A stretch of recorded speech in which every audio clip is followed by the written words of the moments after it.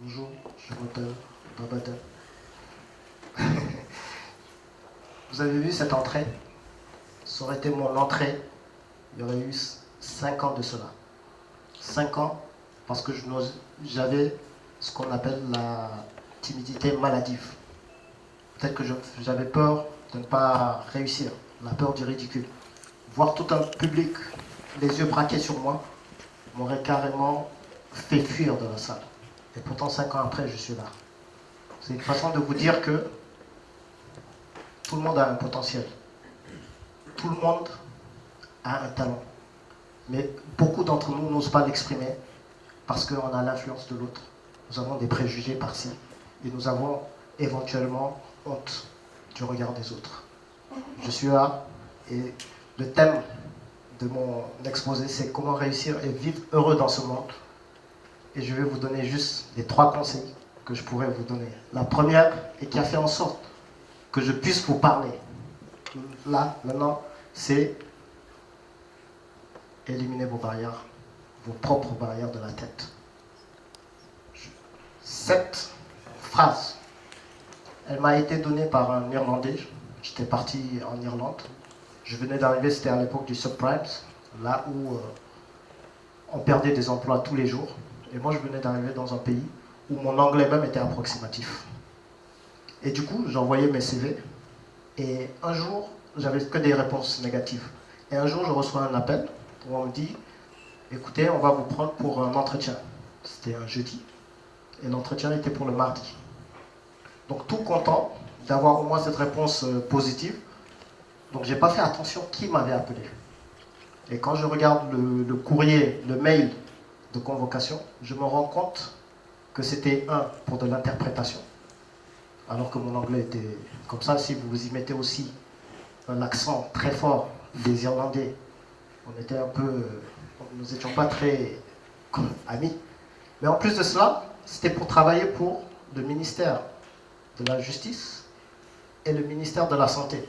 Donc de quoi être en panique complète. Et c'est là où, dans un jardin, un vieux, je l'appelle le Père Noël parce qu'il avait la barbe, c'était dans un parc, il me regarde et il me dit « Toi, aujourd'hui, il y a quelque chose qui ne va pas. » Donc je lui dis calmement « Oui, j'ai envoyé mon CV, on m'a appelé pour un entretien, mais je ne sais pas ce qu'ils ont vu dans mon CV pour m'appeler. » Et c'est là où il me dit « Toi, tu dois être français. » Je le regarde, même ici en France, on ne m'a jamais dit que j'étais français. Je dis « Vous êtes d'origine ?» Et je lui dis peut-être par rapport à l'accent. Il me fait non. Je dis mais donc comment ça? Il me dit non, c'est ta façon de penser. Je dis ok. Il dit vous les Français, vous êtes les seuls dans ce monde à vous mettre des barrières dans la tête. Ces personnes qui vous ont appelé, ce sont des professionnels. Même si vous mentez dans votre CV, au moment où vous irez à l'entretien, ils sauront déceler que vous leur avez menti. Mais le fait qu'on t'ait appelé, c'est qu'ils ont trouvé quelque chose sur ton CV. Donc ce que tu peux faire jusque-là, évite de faire le français étant, selon lui, que j'allais peut-être trouver une gastro à inventer pour ne pas y aller, dans le pire des cas, ou y aller mais la tête baissée et écrire non. Il m'a dit, jusqu'à présent, fais ce que tu as à faire. Nous, ici en Irlande, le meilleur enseignant, c'est le Google. Va sur Google, étudie ce que tu dois étudier, va à l'entretien, donne le meilleur de toi-même, et surtout, ne te dis pas que tu ne vas pas réussir. Laisse-les eux te dire non, et au pire des cas, tu auras juste en anglais shake hand, merci, bonne continuation. Quoi de pire? Éliminez vos barrières dans la tête. Et depuis qu'il m'a dit ça, je suis allé, j'ai réussi le test, je ne sais pas comment. On m'amène en formation dans un vrai, c'était dans un tribunal. Là aussi, la barrière revient parce que l'anglais partait à toute vitesse, je ne comprenais rien. Mais j'avais toujours en tête, élimine les barrières, laisse-les eux te dire non. Et surtout pas à toi de te dire non. Et depuis que j'ai eu cette phrase, Ça m'a permis déjà d'être là. Et surtout, je laisse les autres me dire non. Vous savez, la société a tellement de barrières. Lorsque la société vous met des barrières, c'est une case et vous y restez. Elle peut être d'ordre psychologique, ça peut être des préjugés. Mais la pire des barrières, comme il a dit, c'est celle que vous vous mettez dans la tête. Donc, quoi qu'il fasse, éliminez vos barrières dans la tête. Et surtout ce qu'on dit, faites et après on verra. Donc ça, c'est le premier conseil que je voulais donner. Éliminez vos barrières de la tête, ça veut dire l'irlande. Deuxième conseil, c'est être déterminé. C'est pas déterminé, c'est pas être déterminé. Vous voyez la photo, je vais vous dire, c'est un peu d'actualité. C'est pas déterminé, vous avez juste un petit blocage, j'arrête tout. C'est pas vous passez le permis, on vous dit que vous n'avez pas le permis de conduire et vous arrêtez tout. Non. Déterminé, c'est aller au-delà. Je vous raconte juste l'histoire de ce migrant que j'ai rencontré. D'habitude, nous, on dit aux migrants, vous êtes fatigués ici, pensez à rentrer au pays, c'est mieux. Et ce jour-là, il y a eu un migrant, c'était en plein hiver, il allait faire moins 6 degrés, c'était à Montreuil. Il nous disait qu'il dormait sous des camions. Et on dit à un moment aux migrants, écoutez, c'est pas une vie ce que vous faites là. Est-ce que si on vous cherche un projet pour que vous puissiez rentrer, vous allez accepter ce migrant, je me souviens de lui, il me disait jamais. 1 an et demi plus tard, je le rencontre à la poste. Comme par hasard, il avait une feuille, il me voit, il se met à pleurer. Je dis, vous voyez les feuilles Western Union, je ne sais pas si vous connaissez les feuilles de transfert Western Union. Je me suis dit, bon, il a dû gagner le jackpot pour qu'il se mette à pleurer. Il vient, il me montre son Western Union. Il y avait 400 € qu'il a envoyé à sa mère. Et je lui dis, oui, mais pourquoi pleurer? Il dit, non, c'est Dieu qui t'envoie. Tu te rappelles quand tu nous as proposé de rentrer chez moi? Il faut que je te raconte mon histoire. Quand j'étais au pays là-bas, un jour ma mère est tombée malade. Comme j'étais au chômage, je n'avais aucun avenir. C'est mon ami d'enfance qui a amené ma mère à l'hôpital. Ce jour-là, j'ai eu la honte de ma vie et je me suis dit plus jamais ça. Je me suis mis à traverser. Je suis allé en Libye. J'ai traversé, je suis allé dans les campos en Italie. On nous a craché dessus. On nous a fouettés, on nous a arnaqués. Je suis venu jusqu'en France ici. Là où vous nous avez vu, j'ai dormi par terre en dessous de camions. Mais j'avais juste une seule chose en tête, plus jamais ça. J'étais déterminé au point où j'allais. Maintenant que tu me vois aujourd'hui, 1 an et demi après, voilà le premier 300 € que j'ai envoyé à ma mère. Et ça va continuer. Une façon de dire que rien ne l'avait empêché d'aller dans sa détermination. Et je vous donne juste cette définition que Leslie Brown dit. On mesure la détermination le jour où vous faites quelque chose que vous n'avez pas envie de faire au moment de le faire. Je donne juste 2 exemples. Vous faites une soirée chez vous, vous invitez beaucoup d'amis, et vous vous dites dans votre tête que la vaisselle que vous laissez chez vous ne dormira jamais. C'est-à-dire chaque jour vous allez faire votre vaisselle. Et ce soir-là, éméché, 3 h du matin, vous raccompagnez votre dernier invité, vous rentrez, vous fermez la porte, vous rentrez, vous voyez votre cuisine. La vaisselle. La détermination, elle est où? C'est soit vous vous dites, je laisse demain et je vais me coucher, ou alors vous vous dites, malgré tout, je vais faire cette vaisselle ce soir. La détermination, ça peut être aussi, ici on vous amène à l'aéroport, on vous dit d'aller chercher une tente à l'aéroport à 3 h du matin. N'importe qui d'entre vous trouvera toute excuse pour ne pas y aller. Il n'y a pas de train, ma voiture est en panne. Ouais, elle se débrouille, qu'elle prenne le Uber, je lui rembourse. Mais sauf si on vous dit, la personne que vous devez rencontrer a une enveloppe de 1 000 € pour vous. 3 h du matin, votre détermination fera que vous n'aurez même pas besoin à vélo, vous y serez également. Donc c'est exactement ça, être déterminé à aller. Je ne dis pas que tout est rose. Il y a des moments où vous serez dans un tunnel. Lorsque vous entrez dans un tunnel, il y a une ouverture, vous y entrez. Mais lorsqu'on construit un tunnel, il y a une sortie. Il y a des fois, vous allez être dans le noir total. Il y a des fois, vous ne réussissez pas et vous voyez tous vos amis réussir, vous allez dire, mais qu'est-ce qui se passe? Il y a des moments où vous avez envie de faire des choses, vous allez échouer. Et vous allez dire, mais c'est pas possible, alors que vous regardez une autre personne réussir. Mais lorsque vous êtes dans le tunnel, on aura tous des périodes noires. La seule chose à ne pas faire, c'est de s'asseoir et se dire, je suis fatigué, le tunnel est trop long. Vous pouvez vous reposer, vous relever, y aller, parce qu'il y a une sortie au bout. Mais la plupart, ce qu'on fait, c'est, dès qu'on a un obstacle, on s'arrête et on n'y va pas.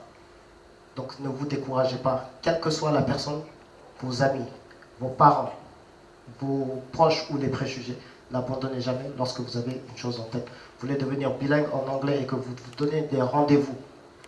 Des rendez-vous, par exemple un mercredi à 20h.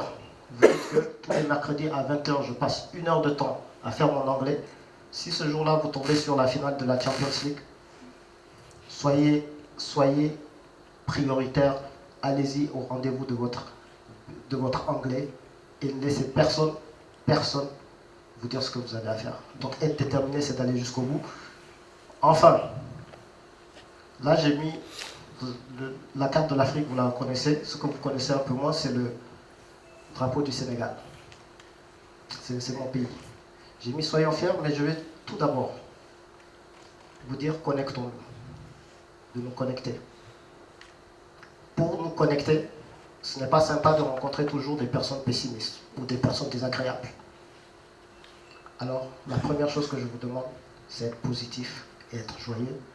Je vous raconte juste cette histoire. Ça a été au Rwanda. Je suis allé dans ce pays. Le Rwanda, pour moi, c'est ce que vous connaissez, donc toute cette histoire de génocide. Et je n'avais pas du tout envie d'y aller là-bas. Jusqu'au jour où j'arrive, tous les matins, il y avait une personne à l'hôtel, 6 h du matin, il me disait « Baba, are you happy ?» Je dis « Oui, I'm happy ». En croyant qu'il voulait me dire « Est-ce que tu es are you happy to be here in Rwanda ?» Donc je faisais « Yes, yes I am ». Et tous les matins, c'était comme ça « Baba, are you happy ?» Yes I am. Et il me répondait « So am I ». Tous les matins. Jusqu'au jour où on visite le mémorial. Cette personne était toujours joyeuse, toujours dynamique, toujours heureux. Et ce jour-là, lorsqu'on visite le mémorial, c'est une horreur. C'était 1 million de morts en 3 mois, assassinés, les Tutsis, comme on le dirait. Et chaque membre que vous rencontrez de cette ethnie là-bas ont tous la même histoire. Vous connaissez peut-être Corneille qui disait « faut vivre chaque jour comme si c'était le dernier ». C'est l'état d'esprit de tout un chacun. Alors celui-là, on arrive, on regarde, on dit c'est pas possible. On pleurait même de l'histoire. Et lui-même, il arrive à un moment, il se met à pleurer, il dit ça c'est mon histoire. On dit quoi?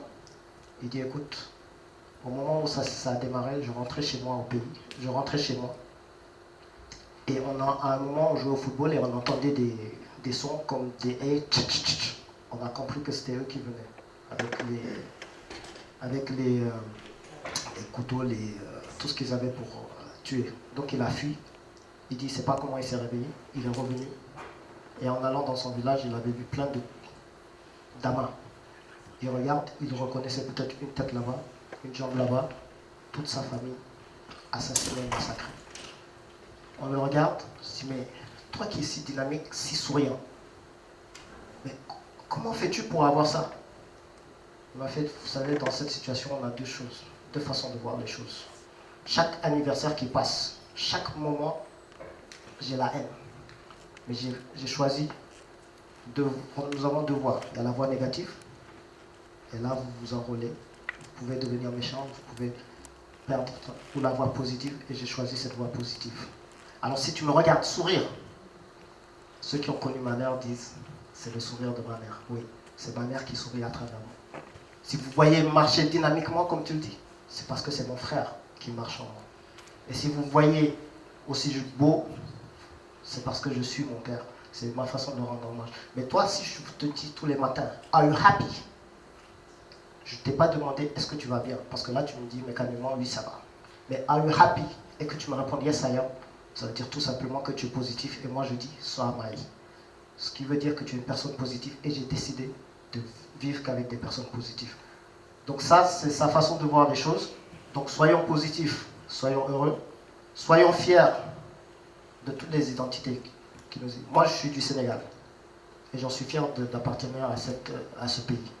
Je viens de ce continent africain et n'importe où que je vous amène dans ce continent, je serai fier que vous y allez et vous allez rencontrer, je ne dirais pas la plus belle plage, non, mais au moins l'honneur et aussi l'accueil que tout Africain peut vous apporter. Mais en vous disant ça, je suis fier certes, mais en vous le disant, c'est pas parce que l'Afrique c'est mieux, non.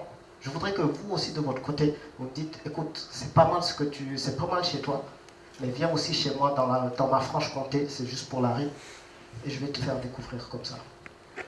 C'est une façon de nous connecter. Soyons fiers de toutes nos origines. Et la dernière chose, pour terminer, je voudrais qu'on puisse se connecter, ce que j'appelle connectons-nous. Mais pas de manière virtuelle, juste de manière humaine. Je voudrais que toute la salle se lève, salue, prenne la main de son voisin, même s'ils ne le connaissent pas. Et nous allons finir avec ce connectons-nous. Connectons-nous. Connectons-nous parce qu'on a plus de choses à partager. Connectons-nous parce qu'on s'enrichit des cultures des autres. Votre réussite doit être ma réussite comme ma réussite est votre réussite. Connectons-nous parce que c'est le seul moyen de changer le monde, parce que c'est vous-même qui peuvent changer ce monde. Enfin, lorsque vous y arrivez, c'est beau tout ça. Une personne tombe, elle va se relever automatiquement, elle ne vous fera pas tomber. C'est ça la solidarité. C'est pour ça que je vous demande de vous connecter. Et dernière chose, j'espère que je vais vous entendre. Vous connaissez la réponse et je veux juste vous entendre le dire. Au revoir. Je vais vous poser cette question et je veux voir si vous avez appris. Centrale Nantes, are you happy? Yes, I am. So am I. Merci à vous.